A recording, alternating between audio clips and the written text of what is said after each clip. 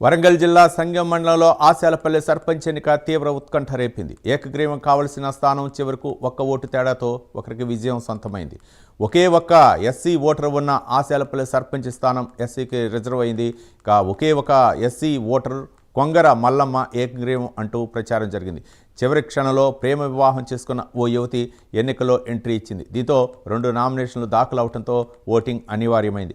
మొత్తంగా 1647 ఓట్లు పోలుకాగా బీఆర్ఎస్ బలపరిచిన అభ్యర్థికి 823 ఓట్లు వచ్చాయి.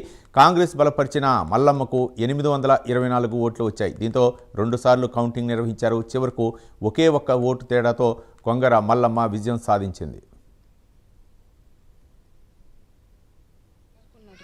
బాగానే చదువుకున్నాను. బిడ్డ పెళ్లి చేసిండు.